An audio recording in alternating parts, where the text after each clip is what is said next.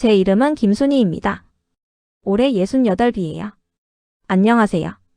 이야기 시작 전에 구독과 좋아요는 영상 제작에 큰 힘이 됩니다. 지금 이 이야기를 들려드리는 건 혹시 저와 같은 마음으로 살고 계신 분들에게 작은 위로가 되었으면 해서예요. 저는 23세 결혼해서 지금까지, 그러니까 40년을 가족만 바라보며 살았습니다. 시어머니 모시다가 보내드리고, 남편 병수발하다가 보내드리고, 아들 둘 대학 보내고 결혼시키고. 제 삶은 언제나 뒷전이었어요. 결혼 초기부터 저는 새벽 5시에 일어났습니다. 시어머니 약 드리고, 시아버지 아침상 차리고, 남편 출근 준비시키고. 그런 다음에야 아이들 깨워서 아침 먹이고 학교 보냈죠. 저녁에는 온 가족 빨래에 다음날 아침 준비까지. 잠자리에 드는 시간은 늘 12시가 넘었어요. 순이야, 넌 참 고생이 많다. 시어머니가 가끔 그런 말씀을 하셨지만 정작 일은 줄어들지 않았죠. 오히려 며느리가 이 정도는 해야지라는 무언의 압박이 더 컸어요. 남편이 당뇨 합병증으로 쓰러진 게 10년 전이었습니다. 그때부터 저는 본격적인 간병인이 되었죠. 매일 새벽 5시에 일어나 혈당 재고 약 챙기고 병원 데려가고 당뇨식 만들고. 친구들이 순이야, 너도 좀 쉬어 하면 저는 늘 이렇게 답했어요. 괜찮아, 이게 내 팔자야. 하지만 정말 괜찮았을까요? 지금 생각해보니 전혀 괜찮지 않았어요. 저는 그저 참는 게 미덕인 줄만 알았고 희생하는 게 사랑인 줄만 알았거든요. 제 꿈이 뭐였는지 제가 뭘 좋아하는지도 잊어버렸어요. 거울을 볼 때마다 보이는 제 모습은 늘 지치고 초라한 아줌마였습니다. 언제부터인지 웃는 법도 잊어버렸어요. 큰아들이 결혼한 지 3년째 되던 해 며느리와 함께 살게 되었습니다. 처음엔 정말 좋았어요. 집안에 젊은 기운이 도니까 활기도 생기고 손자 며느리가 생긴다는 기대감도 있었거든요. 이제 내 짐도 좀 덜어지겠구나 싶었죠. 하지만 현실은 완전히 달랐습니다. 며느리는 첫날부터 불평불만이었어요. 어머니, 반찬이 왜 이것밖에 없어요? 김치가 너무 짜요. 청소는 언제 하셨어요? 이 집은 왜 이렇게 먼지가 많아요? 제가 새벽같이 일어나 정성스럽게 차려놓은 상에 대고 하는 말들이었습니다. 처음엔 젊은 사람 입맛이 다르구나 하며 맞춰주려 했어요. 김치도 덜 짜게 담그고 반찬도 더 많이 준비했죠. 청소도 더 자주 하고 며느리가 좋아할 만한 음식들을 인터넷에서 찾아서 만들어 봤어요. 그런데 그럴수록 며느리의 요구는 더 많아졌습니다. 어머니, 요즘 밥이 너무 된 밥이에요. 국물이 너무 뜨거워요. 이 나물은 너무 짜고 저 나물은 너무 싱거워요. 급기야는 어머니가 만든 음식은 입에 안 맞아서 못 먹겠어요. 제가 따로 해 먹을게요 라고 하더군요. 그날 밤 저는 부엌에 혼자 앉아서 울었습니다. 45년 동안 가족들 입맛 맞춰 요리해온 제 손맛이 그렇게 형편없었나 싶어서요. 시어머니도 순이가 음식 솜씨가 좋다고 칭찬해 주셨고 남편도 집 밥이 최고야 라고 했었는데 며느리는 점점 더 대놓고 저를 무시했어요.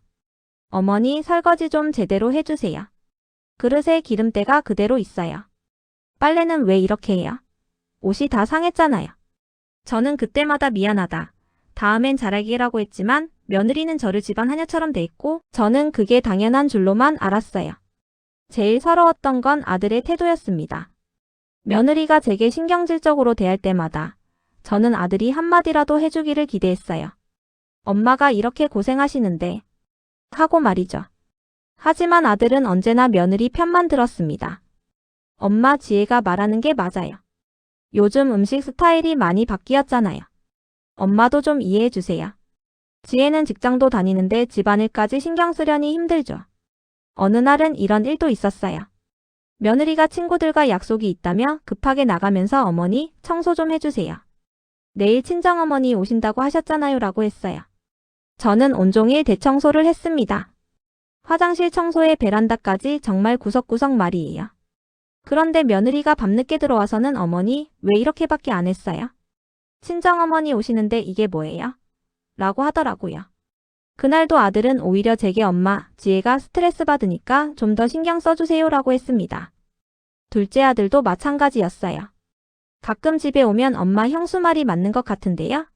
엄마도 시대에 맞게 좀 바뀌세요 라고 했죠. 제가 정성껏 해준 음식도 엄마, 이제 이런 음식은 안 먹어요.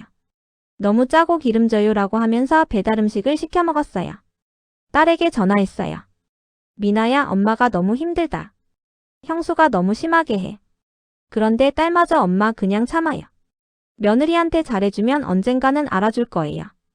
요즘 젊은 사람들은 다 그래요. 엄마가 좀 맞춰주세요 라고 했습니다. 그 순간 깨달았어요.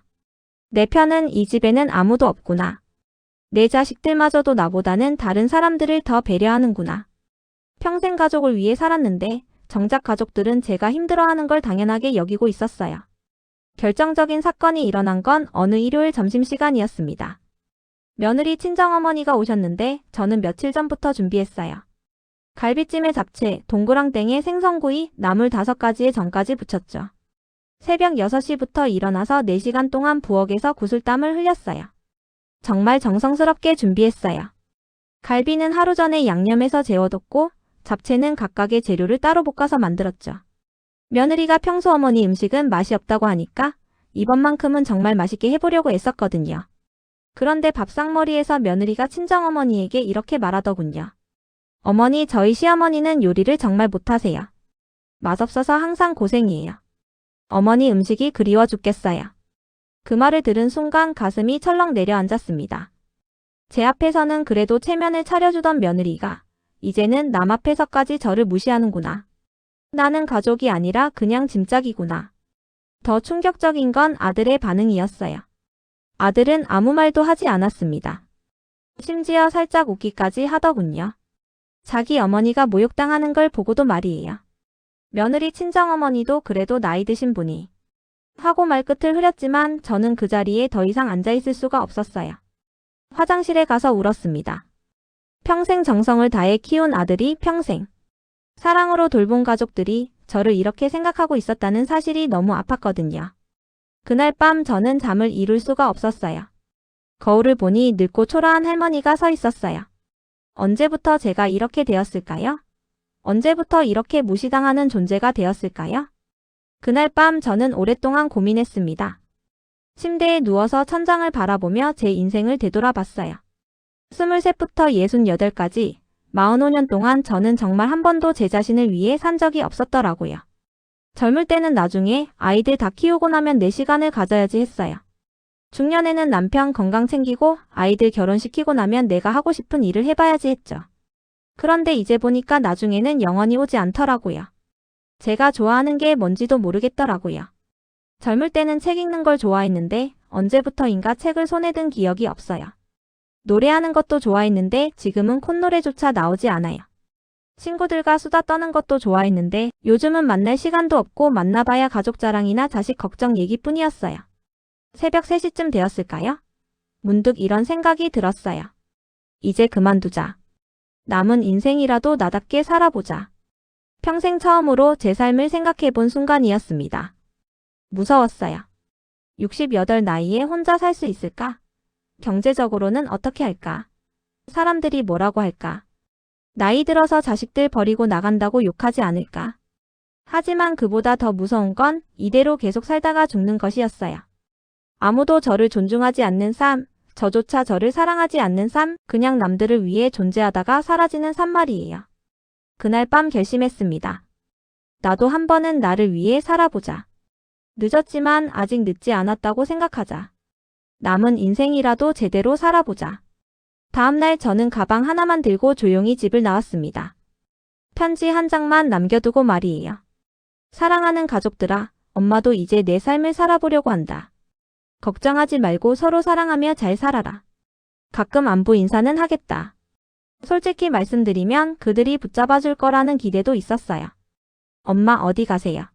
하며 뒤쫓아와서 엄마 잘못했어요. 다시 들어오세요 라고 할 거라고 생각했죠.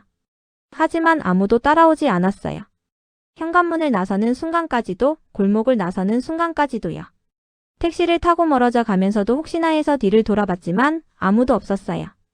부동산에 가서 작은 월세 방을 구했습니다. 보증금 500, 월세 30만 원짜리 원룸이었어요. 화장실하고 부엌이 붙어있는 작은 공간이었지만 그 집에 들어선 순간 이상한 기분이 들었어요. 조용했어요. 정말 조용했어요. 아무도 저에게 밥 언제 해요? 그 청소는 했어요? 그 빨래는 언제 할 거예요? 하고 묻지 않았어요. 그냥 제가 원하는 대로 제 마음대로 할 수 있는 공간이었어요. 저는 중고가게에서 낡은 전기밥솥 하나, 작은 냉장고 하나, 전자레인지 하나 샀습니다.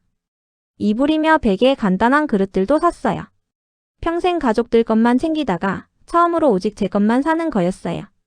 그리고 그날 밤 제 손으로 직접 라면을 끓여 먹었어요. 파 하나, 달걀 하나 넣고 끓인 소박한 라면이었지만 그 라면이 그렇게 맛있을 줄 몰랐습니다. 누구를 위해서가 아니라 오직 저만을 위해 끓인 라면이었거든요. 그 작은 집은 비록 좁았지만 처음으로 내 집 같다는 따뜻함을 주었어요. 이제 3달째 혼자 살고 있습니다. 처음 한 달은 정말 힘들었어요. 혼자 있는 게 익숙하지 않았고 가족들이 걱정되기도 했거든요. 아들이 한두 번 전화했지만 언제 들어올 거냐는 말만 했지 엄마 괜찮으세요? 엄마가 왜 그런 선택을 하셨는지 이해요 라는 말은 없었어요. 하지만 시간이 지나면서 달라졌어요. 아침에 눈 뜨면 내 마음대로 밥 짓고 내가 좋아하는 드라마를 큰 소리로 보며 아무도 잔소리하지 않는 하루를 보내요. 청소도 제가 하고 싶을 때 하고 빨래도 제 마음대로 해요. 경로당에서 만난 할머니들은 처음엔 이상하게 보셨어요. 순이야, 자식들 두고 왜 나왔니? 나이 들어서 혼자 사는 게 뭐가 좋으냐? 자식들한테 미안하지도 않니? 하시면서 말이에요. 저도 처음엔 움츠러들었어요. 혹시 제가 잘못 생각한 건 아닐까? 이기적인 건 아닐까 싶었거든요. 하지만 점점 확신이 들더라고요. 제가 행복해지니까 다른 사람들에게도 더 친절해지고 웃음도 많아지고 여유도 생겼어요. 요즘 그분들이 제게 이런 말씀을 하세요. 순이야, 요즘 얼굴이 많이 밝아졌다. 혼자 사니까 오히려 건강해 보인다. 너 보니까 나도 용기가 난다. 정말 그래요. 거울을 볼 때마다 예전의 제가 아니에요. 웃는 법도 다시 배웠고 좋아하는 옷도 사 입고 머리도 예쁘게 했어요. 파마도 하고 립스틱도 바르기 시작했어요. 가끔 영화관에도 가고 친구들과 여행도 다녀와요. 제 돈으로 제 마음으로 말이에요. 어제는 서점에 가서 책도 한 권 샀어요. 젊을 때 즐겨 읽던 소설책이었는데 그렇게 재미있더라고요. 카페에서 커피 한 잔 시켜놓고 책을 읽는 시간이 이렇게 행복한 줄 몰랐어요. 아들이 지난주에 전화했어요. 엄마 언제 들어오실 거예요? 집이 너무 어수선해요. 그래서 제가 말했죠. 아들아, 엄마도 이제 엄마 인생을 살려고 한다. 네가 아빠 되면 알게 될 거야. 부모도 한 사람의 인간이라는 걸. 엄마도 꿈이 있고 하고 싶은 일이 있어.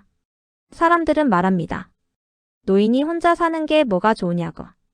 가족이 최고인데 왜 그렇게 사느냐고. 하지만 저는 이제 압니다. 희생만 하다 떠나는 인생보다 늦게라도 내 삶을 찾는 게 진짜 행복이라는 걸요. 제 이야기를 들으시는 분들께 말씀드리고 싶어요. 나이는 정말 숫자일 뿐이에요. 언제든 새로운 시작을 할 수 있어요. 가족을 사랑하되 자신도 사랑하세요. 그것이 진짜 사랑이거든요. 저는 이제 알았어요. 제가 행복해야 다른 사람들도 진짜로 사랑할 수 있다는 걸요. 오늘 영상이 마음에 드셨다면 구독과 좋아요 눌러주시고 알림 설정도 해주세요. 다음에도 더 감동적인 이야기로 찾아올게요. 감사합니다.